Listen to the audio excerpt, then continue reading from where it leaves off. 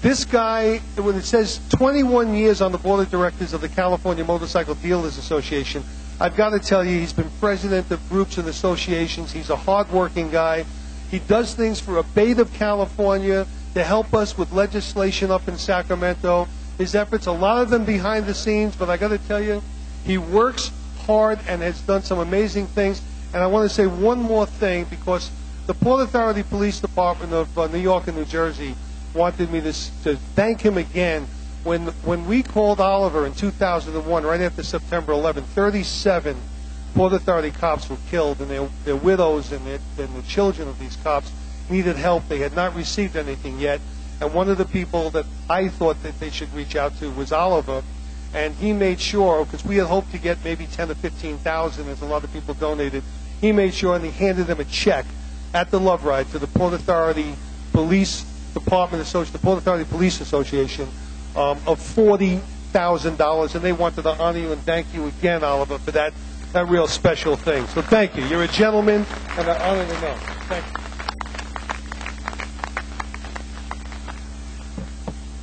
I'd like to thank you all for this great honor. I've got a cheat sheet to read, make it easier so I won't forget anything I want to mention.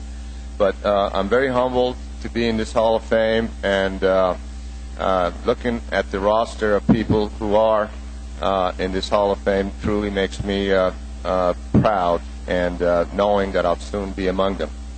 Motorcycling has been the focus of my life. The path I've ridden has not always been an easy one. Like most of you, I began as an enthusiast. Motorcycles held a fascination for me as a child, and then as a teenager, I got direct pleasure from it. And then in 1976, when I became a Harley-Davidson dealer in Glendale, California, it became my career. Those of you who were around back in the late 70s, you know that those were lean years for the motorcycle industry.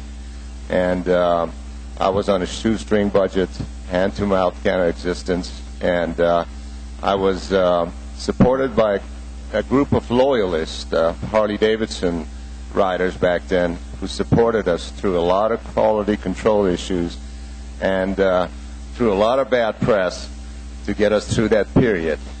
And I'm happy to say that many of those folks, those loyalists that were with me back in the mid-70s, are still my friends and customers.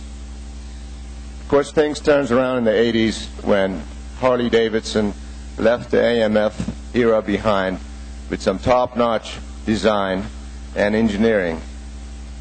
And that was a major turnaround, and all the dealers benefited from this turnaround. But the biggest change for me, and I guess the reason I'm here standing before you here today, took place in 1984, the first year of the Love Ride. Nobody, myself included, ever thought the Love Ride would grow to become the largest one-day motorcycle charity event in the world. I'm still kind of staggered thinking about it. Yet, it began with simple origins. Harley-Davidson Motor Company became a corporate sponsor of the Muscular Dystrophy Association. And then it urged their dealers to get behind the program and support it. I thought this was a great idea. It was a way for me to give something back to the local community, and it was a way to improve the image of the biker amongst the media, and to also promote my dealership.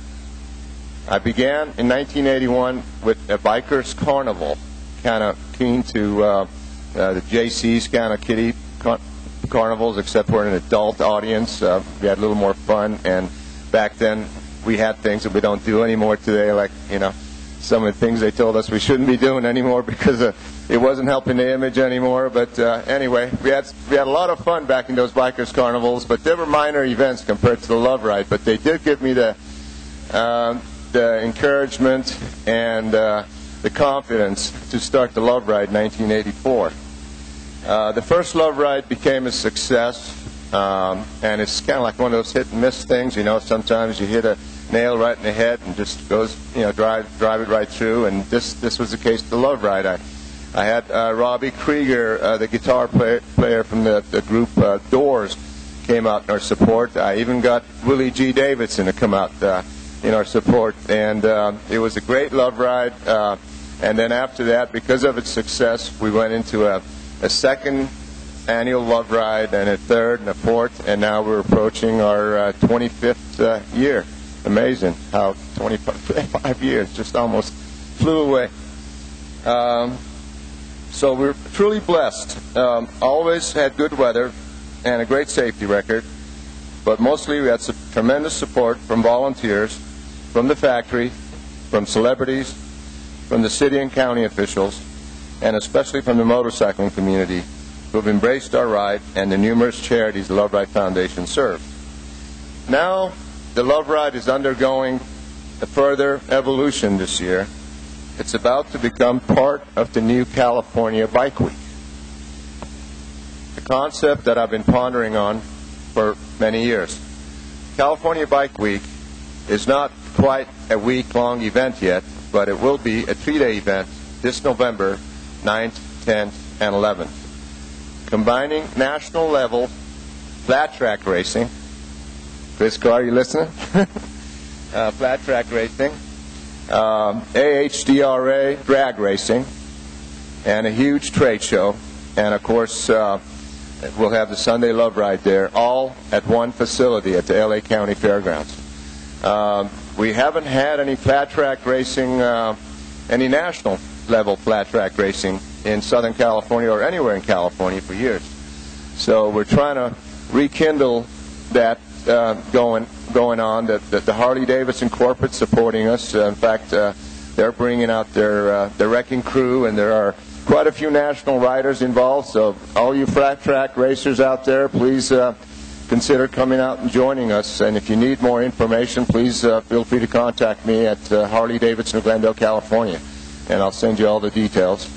And then we're also going to have an AHDRA, all Harley-Davidson drag racing going on. And again, as for AHDRA, we've never had an AHDRA drag racing going on.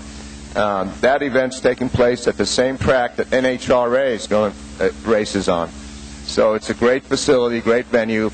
We're going to have the drag racing going on, the flat track racing going on, and then the finale will be the Love Ride on Sunday. And of course, we're hoping to pass the trophies and have all the winners on stage with Jay Leno and all the celebs out there. So I think it'll be a good show. Please consider coming out. And the California Bike Week is uniquely fostered by pretty much the entire Harley-Davidson dealers in California. It's sponsored by the Southern California Harley-Davidson Dealers Association, by the Northern California Harley-Davidson Dealers Association, and the Love Ride Foundation. So there's a lot of power behind it, and when you put the motor company behind it in support of it, then we're awesome. So we're hoping for its success, and we're hoping that someday, eventually, it'll be named in the same breath as Laconia, Daytona, and maybe even someday Sturgis.